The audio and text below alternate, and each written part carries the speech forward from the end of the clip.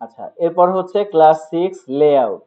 লেআউটটা আমরা প্রথমেই ক্লাস 2 তে হালকা করে দেখছিলাম, তিনটা জিনিস, যে সাইজ, ওরিয়েন্টেশন, মার্জিন। এখন আরো কয়েকটা অপশন আছে, সেগুলো আমরা দেখবো কি কি। এই যে মার্জিন, ওরিয়েন্টেশন, সাইজ, এই তিনটা তো দেখা হয়েছিল।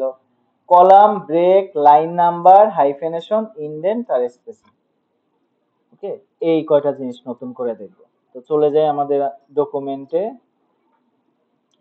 ডকুমেন্টে আসার পরে দেন হচ্ছে আমি লেআউট ট্যাবে চলে আসি। লেআউট থেকে সাইজ কি নিব আমরা? A4। আচ্ছা, A4 নেওয়া আছে। ওরিয়েন্টেশন পোর্ট্রেটই থাকবে। মার্জিনে 1 ইঞ্চি করে সবখানে দেওয়া আছে, এটাকে বলা হয় নরমাল মার্জিন। আচ্ছা, এরপরে কি আছে? এরপরে আছে হচ্ছে কলামস। একটা কলাম থাকলে তখন একবারে এই মার্জিন থেকে এই মার্জিন পর্যন্ত লেখাটা আসবে। যখন দুইটা কলাম হবে তখন দুইটা কলামে বিভক্ত হয়ে যাবে। এই যে, যদি আমরা তিনটা কলাম নেই তাহলে তিনটা কলামে বিভক্ত হবে। এখন এই যে নিউজ পেপারের মতো লাগতেছে। এই লাইনগুলোকে, এই সবগুলো কন্ট্রোল এ, অল সিলেক্ট করে হোমে এসে যদি এই যে জাস্টিফাই অ্যালাইনমেন্ট দাও তখন আরো সুন্দর করে লেখাগুলো থাকবে একবারে অ্যালাইন করা। এই যে হোম ট্যাব থেকে যে জাস্টিফাই, ওই যে যেটাতে দুই সাইডে সমান অ্যালাইনমেন্ট থাকে। লেফট অ্যালাইন থাকলে শুধু বাম পাশে অ্যালাইনমেন্ট থাকবে, সেন্টারে দিলে মাঝে, রাইটে দিলে ডান দিকে, আর জাস্টিফাই দিলে হ্যাঁ দুই পাশে আর কি। আচ্ছা, এরপরে আসি লেআউট থেকে আবার কলাম। হচ্ছে এখানে ব্রেক আছে। ব্রেক থেকে দুইটা জিনিস, একটা হচ্ছে পেজ ব্রেক। হ্যাঁ হ্যাঁ, এটা হোমে পাবা, হোম থেকে এই যে এটা অ্যালাইনমেন্ট গুলো। আচ্ছা, লেআউট থেকে আছে ব্রেক, পেজ ব্রেক আর কলাম ব্রেক। পেজ ব্রেক আমরা দেখছিলাম ইনসার্ট ট্যাবে। এই যে পেজ ব্রেক, পেজ ব্রেক দিলে কি হয় আমরা একটু মনে করিয়ে দিই। যেমন হচ্ছে ধরো এই লাইনটা চাচ্ছ পরের পেজে নিয়ে আসতে, তাহলে এই লাইনের আগে ক্লিক করে এই যে পেজ ব্রেক বা লেআউট থেকেও এই যে ব্রেকে এসে পেজ ব্রেক দিলে এটা কি হয়, পরের পেজে চলে আসবে। এখন যদি আমি চাই যে এই লাইনটা এই কলামে উঠানোর জন্য, তখন দিতে হবে কিন্তু কলাম ব্রেক। কি, লাইনের আগে ক্লিক করলাম, ব্রেকে এসে এই যে কলাম ব্রেক দিতে হবে। কলাম ব্রেক দিলে তখন কলামে চলে আসবে, মানে একটা কলাম পাস করে কলামটাকে ব্রেক দিয়ে পরের কলামে চলে আসবে। এটা হচ্ছে কলাম ব্রেক। হ্যাঁ বলো। হ্যাঁ হ্যাঁ, লাইনের আগে ক্লিক করতে হবে, রাইট। যে লাইনের আগে ক্লিক করে যে ব্রেক এসে কলাম ব্রেক দিলে ওটা পরের কলামে চলে আসবে এরকম। আর পেজ ব্রেকটা দিলে কি হতো, পরের পেজে চলে আসবে। হ্যাঁ, এই যে এখানে ব্রেকের এখানেও আসে, প্লাস এই যে ইনসার্টের এখানেও আছে পেজ ব্রেক। ওকে, যেকোনো দিলে হবে। তো সাধারণত পেজ ব্রেক আর কি এরকম করে দেয় না।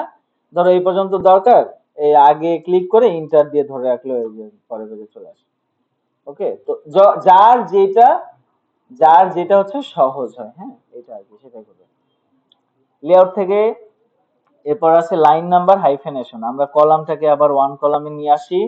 দেন হচ্ছে এখন যদি আমরা এই লাইন নাম্বারসে এসে কন্টিনিউয়াস দাও তাহলে প্রত্যেকটা লাইনের পাশে নাম্বার বসবে এরকম। হ্যাঁ, প্রত্যেকটা লাইনে, এবং কি যেই লাইনটা গ্যাপ দিছো তুমি ইন্টার দিয়ে, ওই লাইনটাও দেখাবে যে 13 নাম্বারটা যেমন ইন্টার দিয়ে পরের লাইনে আসছো, এখানে দুইটা ইন্টার আছে।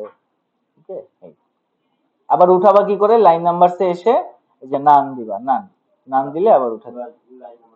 হ্যাঁ, এরপর আসছে হচ্ছে হাইফেনেশন। হাইফেনেশন বলতে হাইফেন কে বোঝায়।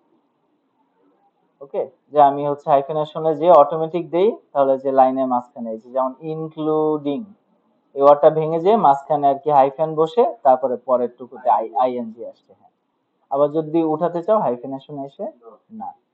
আচ্ছা, তো এইগুলো কমন জিনিস। এখানে হচ্ছে ব্যাপারটা এই যে ইনডেন্ট আর স্পেসিং এর মূলত। হ্যাঁ, এই যে ইনডেন্ট আর স্পেসিং। ইনডেন্ট কি, ইনডেন্ট হচ্ছে এই যে লাইনের বামে আর হচ্ছে ডানের জন্য, আর স্পেসিংটা হচ্ছে উপরে আর নিচে। দেখো এই যে যেমন লাইনটা আছে, লাইনের আগের ইন্টারটা আমি কেটে দিলাম। আচ্ছা, এখানের ইন্টারটা আমি কেটে দিলাম। ব্যাস। একটাকে, একটা প্যারাগ্রাফকে আমরা রাইট অ্যালাইন করে রাখি, হোমে এসে এই যে রাইট অ্যালাইন। ওকে, আচ্ছা আসুন, এখন প্রথমে এই লাইনটাকে ধরি, সিলেক্ট করলাম। সিলেক্ট করার পরে লেআউটে আসি। লেআউট থেকে লেফটে যদি বাড়াই, মানে ইনডেন্ট স্পেসিং দুইটা হচ্ছে স্পেসিং। স্পেসিং এর ইনডেন্টটা হচ্ছে বামে আর ডানে, আর স্পেসিংটা উপরে আর নিচে। তো ইনডেন্ট বামে যদি বাড়াই তাহলে বামের স্পেসটা বাড়বে, এই যে এখানে স্পেসটা বাড়তেছে। যদি কমাই শূন্যতে আসলে মার্জিন বরাবর থাকবে, মাইনাস করলে মার্জিন ভেদ করে বামে চলে আসবে।